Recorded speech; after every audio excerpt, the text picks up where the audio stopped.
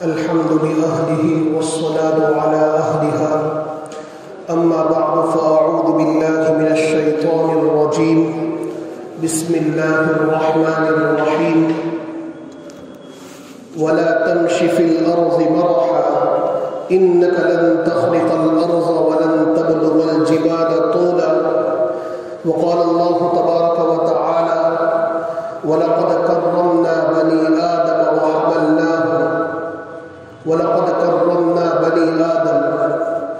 صدق الله العظيم اللهم صل على سيدنا ومولانا محمد وبارك وسلم. محترم بزرگوں، اللہ تبارک و تعالی نے ہم تمام کو جو مذہب عطا فرمایا ہے وہ مذہب اسلام ہے، اور یہ مذہب اسلام سب سے زیادہ عظیم، بہترین اور حسین ترین مذہب ہے، اور اس کی بنیادی وجہ یہ ہے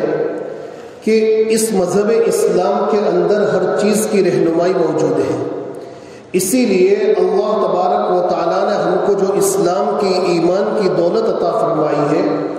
ہماری زندگی کا کوئی ایسا دن خالی نہیں جانا چاہیے کہ اس نعمت پر، اس عظیم نعمت پر ہم اللہ کا شکر ادا نہ کریں. روزانہ ہمیں اس عظیم نعمت پر اللہ کا شکر ادا کرنا چاہیے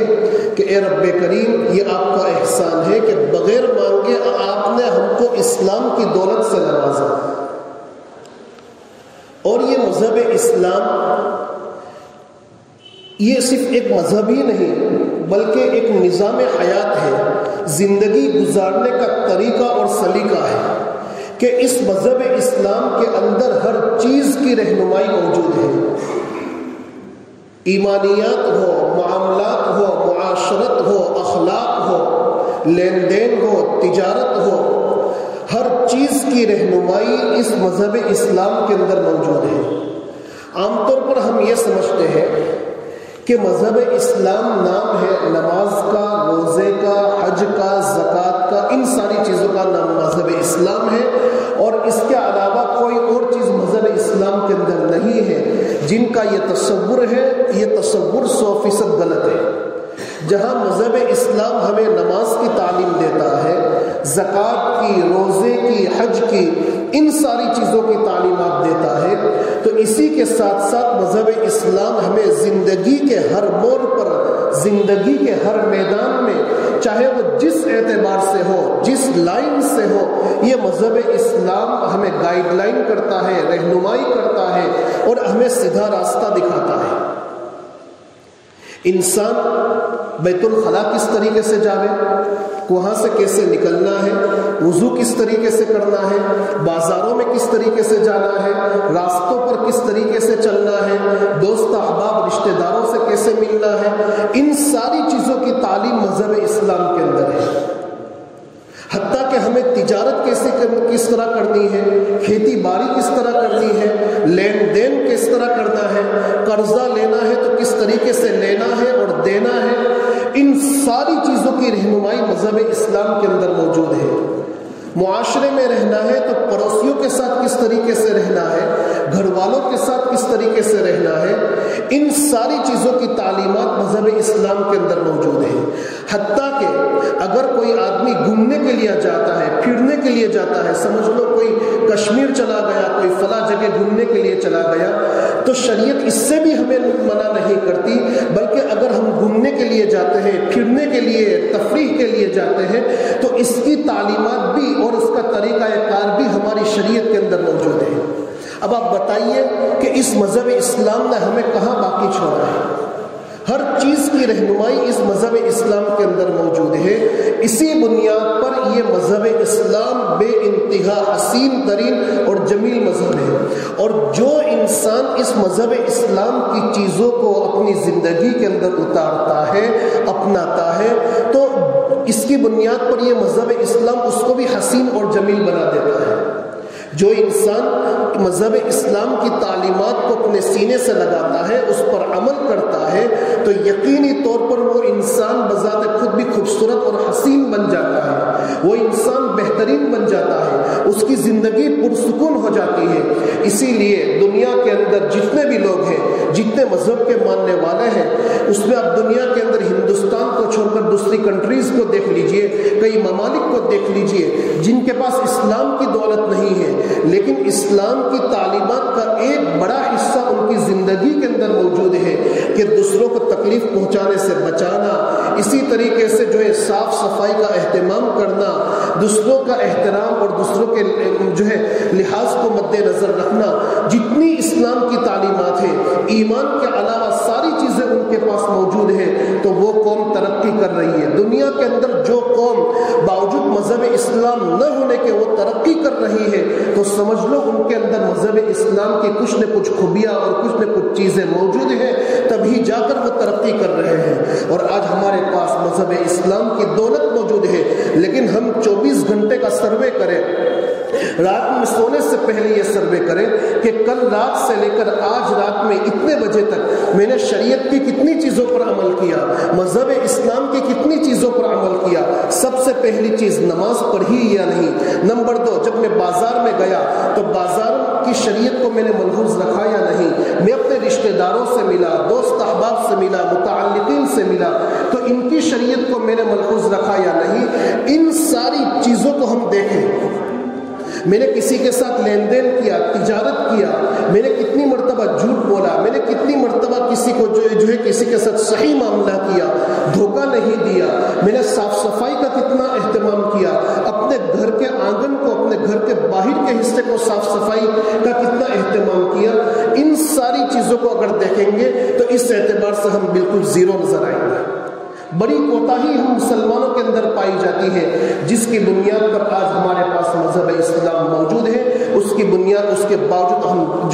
باوجود جو ہے یہ دنیا کی قومیں ہمیں ذلیل کر رہی ہے، برباد کرنے کی کوشش کر رہی ہے۔ میرے بھائیوں، صرف اسلام جو ہے نام کی چیز نہیں، اسلام کی چیزوں کو ہمیں اپنے اندر پیدا کرنا ہے۔ اگر اسلام کی حقیقی روح ہماری زندگی کے اندر پیدا ہو جائے گی اور مذہب اسلام پر ہم عمل پیرا ہو جائیں گے، تو یاد رکھ لینا دنیا کی کوئی بڑی سے بڑی سپر پاور طاقت مسلمانوں کا بال بکا نہیں کر سکتی۔ لیکن اگر ہم مذہب تعلیم سے ہٹتے چلے جائیں گے تو پھر جو ہے دنیا کی ساری قومیں چاہے وہ آپس میں ایک دوسرے کی دشمن ہو، لیکن الکفر ملت واحدہ، وہ اسلام کے خلاف متحد ہوتی ہے، وہ ہمیں لقمہ بنانے کی کوشش کرے گی۔ اس لیے بہت ضرورت ہے کہ ہم مذہب اسلام کی بنیادی تعلیمات کو سمجھیں اور اس پر عمل کریں۔ ہر انسان روزانہ سروے کرے کہ مذہب اسلام کی کتنی چیزیں میرے اندر ہیں، اور اس کے مطابق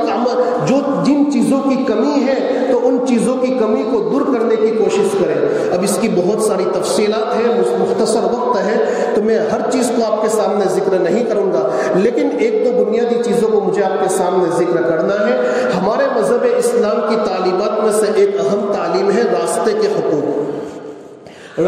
حقوق۔ یہ بھی ہمارے مذہب اسلام کی تعلیمات ہے کہ ایک انسان کو گزرنے کے لیے آسانی کے ساتھ، عافیت کے ساتھ گزرنے کے لیے راستہ چاہیے۔ جناب نبی کریم سرور دو عالم صلی اللہ تعالی علیہ وسلم نے اس کی بھی تعلیم دی اور فرمایا کہ اجعلوا الطریق 7 اذرع، کہ تم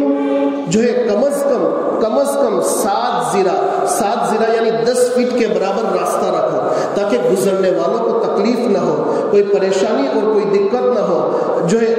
مسافر ہو یا کوئی بھی گزرنے والا ہو وہ عافیت کے ساتھ گزر سکے۔ اس کی تعلیم دی ہے۔ راستے کو تنگ مت کرو، راستے کو تنگ جو ہے مت کرو، راستے کو جو ہے تنگ مت کرو۔ اس کی تعلیم جو ہے ہمیں تو مذہب اسلام کے اندر دی گئی ہے۔ اب ہم میں سے ہر انسان غور کرے، ہمارا یہ طبقہ، یہ تو پڑھا لکھا طبقہ مانا جاتا ہے، جس کو یہ کہا جاتا ہے گجراتی کے اندر کہ پڑھیلا گنیلا، اس میں ڈاکٹر ہیں، انجینئر ہیں اور اچھی عمدہ قسم کی پوسٹ والے لوگ ہیں، لیکن ہم میں سے ہر انسان غور کرے کہ جب بھی ہم اپنے مکان کی تعمیر کرتے ہیں تو مکان کی تعمیر کے بعد راستوں کو کتنا تنگ کرتے ہیں۔ جتنی ہماری حد ہے، ہماری صنعت کے اندر لکھا ہوا ہے کہ آپ کی زمین اتنے فٹ کی ہے،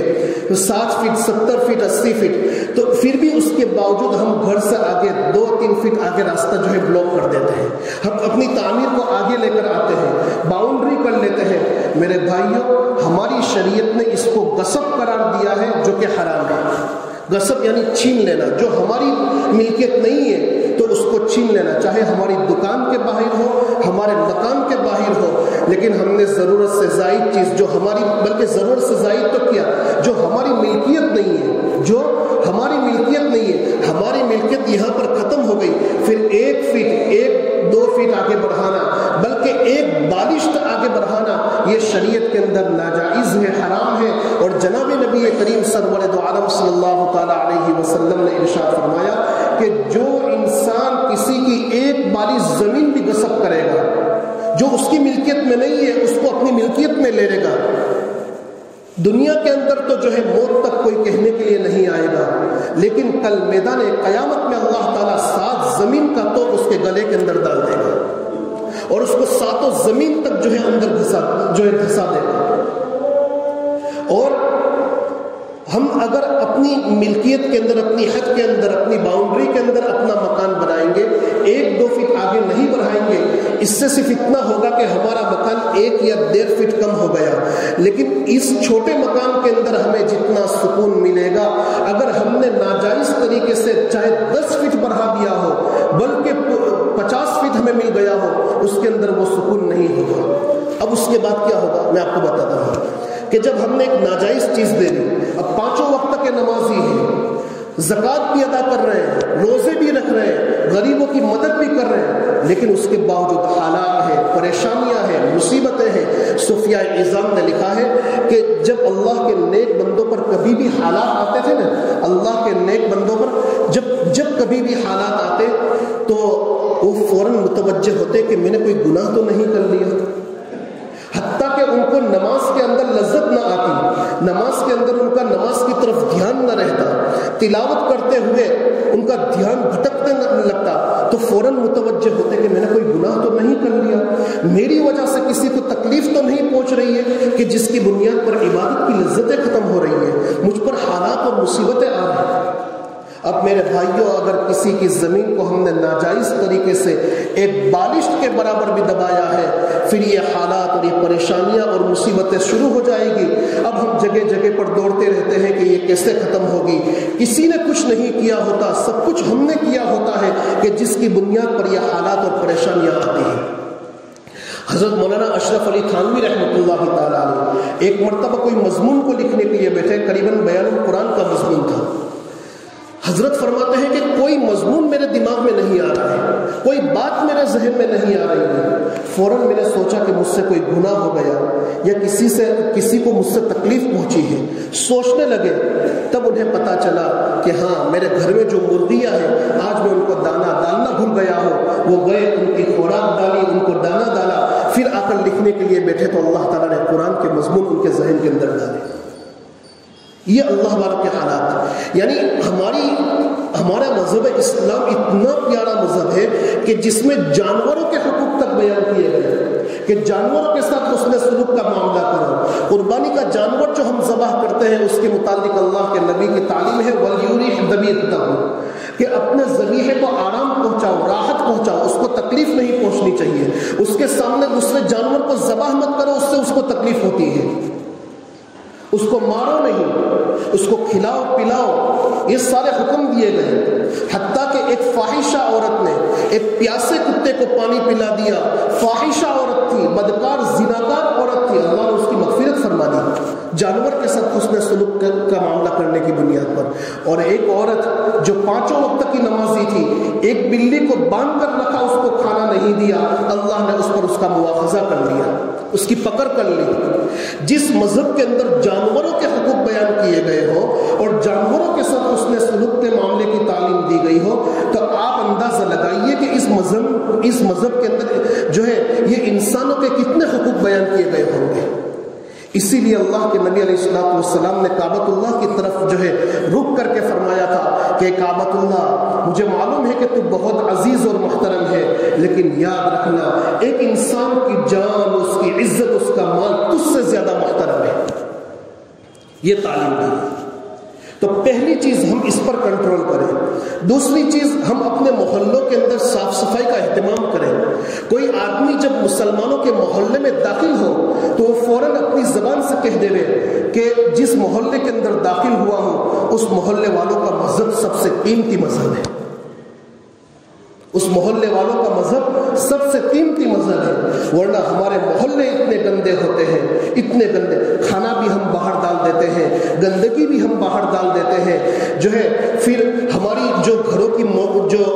جو پانی جو موٹر تک اوور فلو ہوتی ہے تو اس کا پانی بھی دوسروں کے گھروں تک بلکہ دور دور تک پہنچتا ہے۔ اتنی گندگی ہم مسلمانوں کے محلے میں ہوتی ہے۔ میرے بھائیوں، اگر کوئی ہمارے محلے میں داخل ہو، وہ یہ فیصلہ کر لیتا ہے کہ یہ محلے میں رہنے والے یہ کوئی عقل مند لوگ نہیں ہیں، یہ پڑھے لکھے لوگ نہیں ہیں، یہ گویا اس سے ہمارے مذہب کا ایک غلط میسج لوگوں کو پہنچتا ہے، اور اس کے بجائے آپ غیر مسلم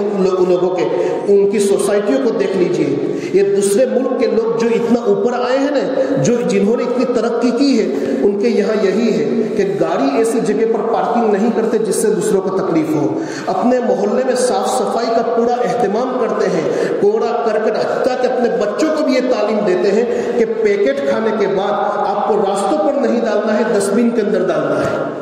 یہ سب ہمارے مذہب کی تعلیم ہے۔ اب اگر ہم جو ہے راستوں پر اس طریقے سے گندگی ڈالیں گے، راستوں پر تھوکتے ہیں، راستوں پر ناک صاف کرتے ہیں، میرے بھائیوں یہ مذہب اسلام کے خلاف ہے۔ اگر ہمارے اس عمل سے کسی کو تکلیف پہنچتی ہے، کسی کا آنگن جو ہے خراب ہوتا ہے، تو یہ 100% اسلام کے اندر ناجائز ہے، حرام ہے۔ اب کسی کو پوچھ لیجئے کہ اگر ہماری وجہ سے کسی کو مسلمان کو تکلیف پہنچتی ہے، اب بہت سی مرتبہ ایسا ہوتا ہے کہ محلے کے اندر لوگ راستوں پر درمیان میں تھوک دیتے ہیں۔ ہماری وضو ہوتی ہے، جس زبان سے ہم نے کلمہ پڑھا تو نماز میں کھڑے ہو کر صورتیں پڑھی، اب اسی زبان سے لگ کر تھوک راستوں پر گرتا ہے اور لوگ اس پر پاؤں رکھتے ہوئے جاتے ہیں۔ میرے بھائیوں، ناخن کاٹنے کے بعد بھی اس کو دفن کرنے کا حکم ہے۔ ایک ایک چیز انسان کی محترم ہے، اس کو دفن کرنے کا حکم ہے، اور راستوں پر اس طریقے سے تھکنا، پھر وہ ہمیشہ وہاں پڑا رہے اور دوسروں کو نظر آوے تو دوسروں کو اس سے گھن محسوس ہو، دوسروں کو گویا یہ تکلیف پہنچانا ہے، جو کہ ہماری شریعت میں قطعاً جائز نہیں۔ اسی لیے ہمارے لیے ضروری ہے کہ ہم اپنے محلوں کو صاف صفائی اور ستھرائی کے ساتھ رہنے کا دیکھو، اگر ہم اس نیت کے ساتھ کہ اس سے میرے مسلمان بھائی کو تکلیف نہ پہنچے، اس ارادے کے ساتھ اس کا اہتمام کریں گے تو اسی چیز کو اللہ تعالی ہمارے لیے ذریعہ مغفرت بنا دیں گے۔ حدیث شریف کے اندر ہے کہ ایک آدمی راستے سے جا رہا تھا،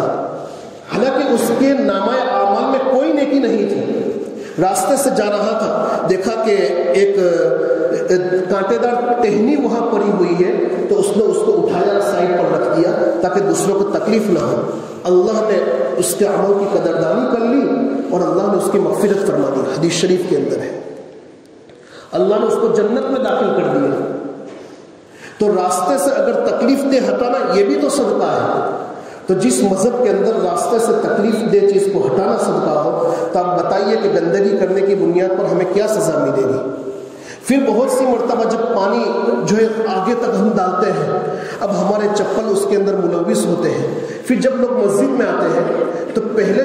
تو وہ جب مسجد میں آگے چپل نکالے گا، پھر جو آدمی بہت اخیر میں آیا تو وہ پیچھے چپل نکالے گا، تو اس کے آگے والے کی چپل کی گندگیاں جو زمین پر لگی ہوگی، اب اس کا وضو ہوگا تو اسی گندگی کو لے کر وہ مسجد میں آ جائے گا، اور یہ چیز اس طرح دیکھی جاتی ہے۔ میرے بھائیوں، یہ شریعت ہے، صرف نماز روزہ اور حج کی تعلیم ہماری شریعت میں نہیں ہے، اسی کے ساتھ ساتھ اچھے انسان بننے کی تعلیم ہماری شریعت کے اندر دی گئی ہے۔ اسی کے ساتھ ساتھ ایک بات یہ ہے کہ اسلام کے اندر ہم کو اس بات کی بھی تعلیم دی گئی ہے کہ ہماری ذات سے کسی کو تکلیف نہ پہنچے، اسی لیے ہم اپنی سواری کو، اپنی گاڑی کو اس طریقے سے پارکنگ کریں کہ دوسروں کا راستہ نہ رک جائے۔ نماز کے لیے آئے، چاہے نماز جمعہ کے لیے ہو یا پھر اپنے محلے میں ہو یا کسی بھی جگہ ہم اپنی گاڑی کو پارکنگ کریں تو اس طریقے سے دبا کر پارکنگ کریں دیوار کے ساتھ کہ آنے جانے والوں کا راستہ تنگ نہ ہو جائے، حتیٰ کہ جس کی گاڑی آگے ہے اس کو نکالنے میں کوئی تکلیف اور دقت پیش نہ آئے۔ اگر اس نیت کے ساتھ ہم جو ہے اپنی گاڑی کو اس طریقے سے پارکنگ کریں گے تو اس طریقے سے صحیح طریق پر پارکنگ کرنا یہ بھی ثواب کا کام ہے، اس پر بھی ہمیں اجر و ثواب ملے گا۔ اس چیز کی بھی ہماری شریعت ہم کو تعلیم دیتی ہے۔ بہت سی مرتبہ ایسا ہوتا ہے کہ نماز کے موقع پر گاڑیاں ہم اس طریقے سے کھڑی کر دیتے ہیں اور اندر سے کوئی رکشہ تک نہیں نکل پاتی، کوئی بیمار ہوتا ہے اس کو جانا ہوتا ہے، اس کو کھڑے رہنا پڑتا ہے۔ اور ظلم بالائے ظلم یہ ہے کہ جب وہ باہر نکل کر کہتا ہے کہ بھائی گاڑی ہٹاؤ تو لوگ اس سے لڑنے پر آمادہ ہو جاتے ہیں۔ یاد رکھو میرے بھائیوں، یہ چیز انسانیت کے خلاف ہے۔ اسی لیے آپ سے مؤدبانہ گزارش ہے کہ ہم اپنے محلوں کی صاف صفائی اور ستھرائی کا اہتمام کریں اور اسی کے ساتھ ساتھ جو ہے اپنی گاڑیوں کو صحیح طریق پر پارکنگ کریں۔ یہ ساری چیزیں اگر اس نیت کے ساتھ کریں گے کہ یہ ہماری شریعت کا حصہ ہے تو اس عمل پر بھی اللہ تعالیٰ ہمیں بے انتہا اجر و ثواب عطا فرمائے گا اور بلکہ اس کو ذریعہ مغفرت بنا دے گا۔ کریں گے سب؟ اللہ تعالیٰ عمل کی توفیق عطا فرماوے۔ وآخر دعوانا الحمدللہ رب العالمین۔